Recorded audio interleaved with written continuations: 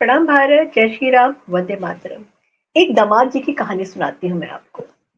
उनके बारे में बताने से पहले, क्योंकि उनके ऊपर ईडी का बहुत ज़बरदस्त जो है एक हंटर चल गया है और बेचारे च्युइंगम चबाते-चबाते बहुत परेशान हैं और लंच पे जब बाहर आए थे तो उन्होंने एक छोटी-सी बाइट भी दिया था। तो उसके बारे में बाद में, पहले एक कहानी। 2014 में बादल फटने से उत्तराखंड में केदारनाथ पे बहुत ज़बरदस्त एक त्रासदी हुई थी, जिसमें एक बाढ़ आ गई थी ऑल ऑफ अ सडन और बहुत सारे लोगों की डेथ्स हो गई थी। बहुत सारी लाशें जो हैं वहाँ पर थीं। और जैसा कि होता है कि अगर परिवार में इस तरीके की कुछ त्रासदी होती है तो लोग उस समय अपना पैसा नहीं देखते हैं, उस समय अपना अकाउंट नहीं देखते हैं और मुँह माँगे दाम पर जो है उनका ये होता है कि जो उनके परिजन जिनकी डेथ्स हो गई हैं वो उनके पास आ जाएँ ताकि अंतिम संस्कार उनका वो कर सकें। तो उस समय रॉबर्ट वाड्रा की कंपनी थी और उन्होंने अपना हेलीकॉप्टर जो है प्रोवाइड किया था और उस हेलीकॉप्टर से मुँह माँगे दाम उन्होंने लिए लोगों से और उसके बाद में बहुत सारी बॉडीज़ को उन्होंने फ्लो डाउन किया था प्लेन्स पर, जिनके भी परिवार के थे वो लोग आए थे। बहुत सारी लाशें जो है वहाँ पे फिर भी रह गई थी और सड़ने के लिए जिसको कहते हैं ना, बहुत सारे आज तक नहीं पता है कि उसमें कई लोग ऐसे थे जो आज तक नहीं मिले हैं। और जो कंपनी थी उन्होंने बताया था कि जो है इतना सारा, जिन लोगों ने हेलीकॉप्टर जो चला रहे थे वो कहते थे कि ये कहते हैं कि मैं जनसेवा कर रहा हूँ और जनसेवा करने की वजह से मुझे ईडी ने बुलाया है। उनका ये कहना था कि वो जनसेवा कर रहे थे। वो जिस तरीके से चील कौवों की तरह नोच रहे थे वहाँ पे जो बॉडीज़ पड़ी थी, क्योंकि उनको मुँह माँगा दाम चाहिए था उन बॉडीज़ को लाने के लिए, परिजनों को वापस सौंपने के लिए। और आज जो है दामाद जी कहते हैं कि उनको जब ईडी का बुलावा आया तो कहते हैं कि पिछले 20 साल से चल रहा है ये तो। ये तो 20 साल से। अरे 20 साल से कैसे चल रहा है भाई साहब? 10 साल तो आपकी सासू माँ की sorry, sorry, sorry, sorry, Manmohan Singh की सरकार थी। तो 20 साल से कैसे चल रहा है ये केस पूरा आपके पीछे? तो अपना होमवर्क थोड़ा-सा आप सही कर लीजिए, क्योंकि 10 साल पहले जो है, जो अभी मोदी गवर्नमेंट के पहले के जो 10 साल थे वो तो आपकी सासू माँ की जो है गवर्नमेंट थी, क्योंकि वो सुपर पीएम थी। और रॉबर्ट वाड्रा को ईडी की तरफ से खटखटाते हुए उनका दरवाज़ा जो है ईडी पहुँच गई है, उनको बुलाया गया है और उनके ऊपर जो है कार्रवाई होने की तैयारी हो रही है और उनके से जो सवाल-जवाब पूछे गए हैं तो उसपे उनके पसीने छूट रहे हैं और जैसा कि होता है वो कहते हैं कि मैं ये राजनीति से प्रेरित है। वो कहते हैं कि मैं जब भी राजनीति में आना चाहता हूँ, उस समय जिस तरीके की चीज़ें हो जाती हैं, मेरे को बुलाया जाता है, मेरा करियर खराब कर दिया जाता है। भाई साहब, राजनीति में आप आना चाहते हैं, आपको कौन रोक रहा है? आप इकलौते दामाद हैं। जिस पार्टी को आप बिलॉन्ग करते हैं, उसके सर्वा-सर्वे जो है आपकी मम्मी, आपकी सासू माँ और आपके साला साहब हैं और अब तो आपकी जो है पत्नी जो महोदया वो भी हो गई हैं। तो किसको आप सुना रहे हैं, किसको आप बता रहे हैं? ऐसा नहीं चलता है, ऐसा नहीं होता है भाई साहब। आप अगर राजनीति में आना चाहते हैं, आपने अपनी इच्छाएँ बताई, अगर आपकी सासू माँ एग्री नहीं करती हैं, आपके साले साहब एग्री नहीं करते हैं, क्योंकि बड़ी मुश्किल से उन्होंने अपनी बेटी को और अपनी बहन को जो है संसद में आने के लिए एक रास्ता बनाया था। बड़ी इज़्ज़त के बड़े पैर पटके थे प्रियंका वाड्रा ने कि भई मेरे को भी जाना है, मुझे भी एमपी बनना है, मैं ऐसे कब तक जो है काम करती रहूँगी, मैं कब तक बिहाइंड द सीन रहूँगा, मुझे भी फ्रंट में आना है। और आपकी इच्छाएँ तो जो हैं वो बहुत पहले से आपने बतानी शुरू कर दी थी कि आप भी राजनीति में आना चाहते हैं। तो स्टॉप ब्लेमिंग और लोगों को, stop blaming the agencies, stop blaming BJP. आप अगर राजनीति में नहीं आ पा रहे हैं तो उसके लिए आपकी सासू माँ वो रिस्पॉन्सिबल है और कोई रिस्पॉन्सिबल नहीं। हम अब बात करते हैं उसके बारे में जिसके बारे में डीएलएफ ने इनको जो है डीएलएफ के चक्कर में इन्होंने मनी लॉन्ड्रिंग के चक्कर में इनको बुलाया गया है। देखिए, मैं आपको एक स्क्रीन पे मैं आपको दिखाती हूँ, उसमें जो लिखा गया है मैं पढ़ के आपको बताऊँगी, उसके बाद में मैं देखती हूँ, बताती हूँ कि क्या-क्या इनके साथ में किया गया है, इन्होंने क्या-क्या किया है। Vadra launched Skylight Hospitality in 2007 with a capital of rupees 1 lakh. The next year, the company bought about 3.5 acres of land in Manesar, Shikopur in Gurgaon from Omkareshwar Properties for rupees 7.5 crore. The plot was mutated in favor of Skylight the next day, and the land title was transferred to Vadra within 24 hours of the purchase. This process usually takes at least 3 months. आप इसको पढ़िए और देखिए कि इन्होंने क्या घपला किया था। 2007 में 1 लाख की पूंजी से इन्होंने स्काईलाइट हॉस्पिटैलिटी जो है वो लॉन्च किया था और अगले साल उसी कंपनी ने 3.5 एकड़ का जो जमीन थी उसको मनेसर शिकोपुर गुड़गांव में जो है ओंकारेश्वर प्रॉपर्टीज से लिया था उन्होंने 7.5 करोड़, करीब 7.5 करोड़ में उन्होंने लिया, और plot was mutated in favour of Skylight the next day. अरे भाई साहब, नहीं होता है इतनी जल्दी, म्यूटेशन नहीं होता है इतनी जल्दी, लेकिन इनका हो गया था very next day, and the land title was transferred to Vadra within 24 hours of the purchase. 24 घंटे के अंदर जो है वो लैंड टाइटल उनको ट्रांसफर वाड्रा जी के नाम पे ट्रांसफर कर दिया गया था। और इसमें जनरली जो है 3 महीने का टाइम लगता है। और ये कैसे, मतलब इस तरीके से ये लोग बोल देते हैं, कैसे ये आ जाते हैं कहने के लिए।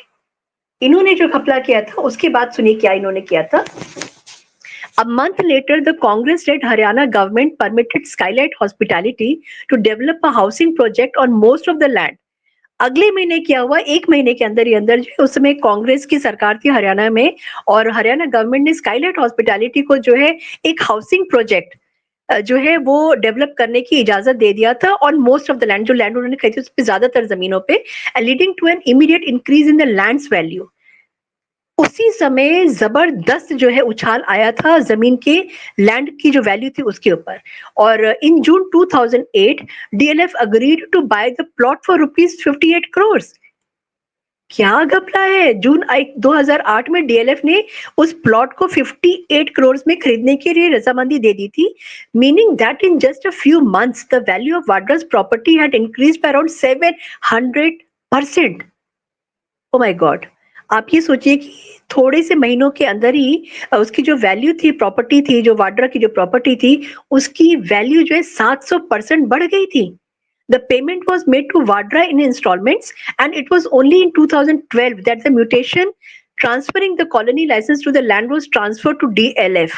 और पेमेंट जो है वाड्रा साहब ने उनको इंस्टॉलमेंट्स में दिया था, और 2012 में म्यूटेशन का जो ट्रांसफरिंग था कॉलोनी लाइसेंस का on the land was transfer to DLF. मतलब अगर हम ये सोचें तो इतना ज्यादा घपला जो है इन्होंने किया था। और ये कहते हैं, मतलब जरा सी पीनट्स में इन्होंने जमीन खरीदी, और उस समय क्योंकि इनकी सरकार थी, कांग्रेस की सरकार थी, और वहां पे जो है खुशियां मनाई जा रही होंगी कि भाई आप ये घपला आप करो। और घपला करने के लिए जो वहां की हरियाणा की जो गवर्नमेंट थी उस समय, हुड्डा सरकार थी, हुड्डा सरकार ने भी खुल करके इनका साथ दिया, और खुल करके इनको जो है अपने साथ में ये काम उन्होंने करने दिया। दामाद थे ना, दामाद का तो मानना ही पड़ेगा। कहते हैं ना, एक वो कहते हैं दामाद हो क्या, हाँ भाई असली दामाद आपको देखना है, यही है दामाद। इन्हीं को कहते हैं दामादगिरी करना। जिस तरीके से इनको हाथों हाथ लिया गया, जिस तरीके से इनको जो है सर के ऊपर चढ़ाया गया है। लेकिन ऐसे घपले जब होते हैं ना, तो वहां पे कहीं ना कहीं महादेव की कृपा होती है, और कहीं ना कहीं ऐसा भी हो जाता है कि कोई शख्स ऐसा होके निकल के सामने आ जाता है जो इनको हाईलाइट कर लेता है, जो इन लोगों की जो घपले हैं उनको ला करके पब्लिक आई में, पब्लिक डोमेन में ले आते हैं। ऐसे ही एक थे अशोक खेमका। अशोक खेमका जो है ना, वो director general of consolidation of land holdings and land records come inspector general of registration थे। उनको जब ये बात पता लगी ना, तो उन्होंने तो इनकी बैंड बजा के रख दी थी। और बैंड कैसे बजाई थी मैं आपको बताती हूँ। Ashok Khemka, the then Director General of Consolidation of Land Holdings and Land Records, come Inspector General of Registration, cancelled the mutation of 3.531 acres plot in 2012. Ashok Khemka ji ने क्या किया था कि वो उस समय उन्होंने इस म्यूटेशन को कैंसिल कर दिया था, जो 3.531 एकड़ का प्लॉट था 2012 में। ही वॉज ट्रांसफर्ड और Haryana chief minister Bhupinder Singh Hooda's orders hours later। कुछ घंटों में ही हरियाणा के जो चीफ मिनिस्टर थे भूपेंद्र सिंह हुड्डा, उन्होंने उनका ट्रांसफर कर दिया, क्योंकि फोन आया था दिल्ली से, फोन आया होगा दिल्ली से कि भाई दामाद है, अपनी कुर्सी आपको बचानी है, तो इनका तुरंत आप ट्रांसफर कर दीजिए। On October 11, 2012, however, Khemka completed the probe and set aside the mutation on October 15, 2012. Khemka ji ने क्या किया था कि उन्होंने खेल कर दिया था, और उन्होंने तुरंत फटाफट अपनी जो प्रोब थी 3 दिन के अंदर अपना उन्होंने अपना सब कंप्लीट कर दिया था। और छोड़ने से पहले उन्होंने अक्टूबर 15, 2012 में उन्होंने इस म्यूटेशन के ऑर्डर को साइड में कर दिया था बिफोर relinquishing द चार्ज छोड़ने से पहले। His order said the assistant consolidation officer who sanctioned the mutation was not empowered to do सो।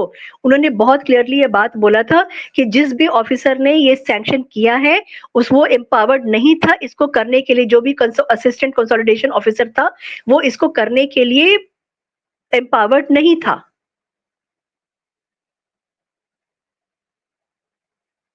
खेल कर गए अशोक खेमका जी, खेल कर गए जाते जाते। फटाफट उन्होंने काम किया और उनका ट्रांसफर हो गया और बहुत ज्यादा उनको दौड़ाया गया। तो उनके बारे में अगर आपको जानना है तो गूगल करके देखिएगा अशोक खेमका, और आपको पूरा उनका कहानी पता लग जाएगा कि किस तरीके से देन गवर्नमेंट ने उनका जीना हराम कर दिया था। फिर हम आते हैं कि after खेमका's orders sparked a controversy, the Haryana government formed a panel of 3 senior IAS officers, Krishna Mohan, Rajan Gupta and K Jalan, to examine the issue.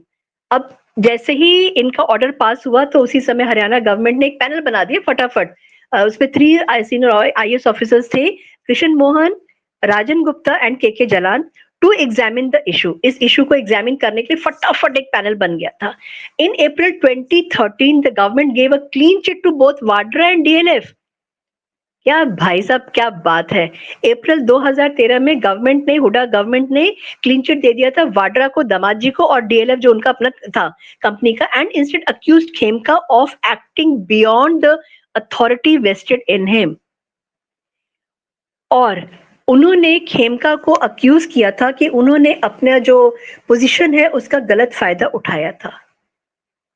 ये खेल हुआ था और इस खेल का पर्दाफाश जो है अब हो गया है। और अगर आपने ध्यान दिया होगा तो इस समय दनादन जो है इन लोगों के ऊपर, गांधी फैमिली के ऊपर, और नेशनल हेराल्ड में जिस तरीके से उनको पकड़ा जा रहा है, घेरा जा रहा है, उसी तरीके से खेमका, जो वाड्रा है, वाड्रा को भी पकड़ा गया। प्रियंका गांधी कहाँ है? प्रियंका गांधी का मुझे नहीं पता है वो कहाँ है। उनकी मम्मी, उनका भाई और उनके जो पतिदेव हैं वो मुसीबत में फंस गए हैं, लेकिन Priyanka Gandhi is nowhere to be scene.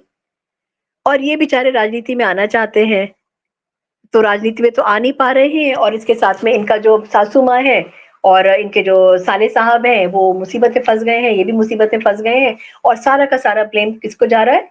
Modi government को जा रहा है। सारा का सारा ब्लेम किसको जा रहा है? एजेंसीज को जा रहा है। सारा का सारा ब्लेम ईडी को जा रहा है। भी आप जो है पैसे का हवाला करिए, पैसा इधर लेन देन आप करिए, और एक कुछ महीनों में आप 1 लाख की जमीन को आप करोड़ों में आप कर दीजिए, कैसे काम चलेगा? और हिसाब तो अब हो रहा है, और बहुत बुरी तरीके से वाड्रा साहब जो है वो फंस गए हैं, और देखते हैं कितना जल्दी होता है। वैसे सुना है मैंने कि कांग्रेस जो है, कांग्रेस के कार्यकर्ता जो है वो सड़क पर आकर के प्रदर्शन करने के लिए तैयार हो गए हैं।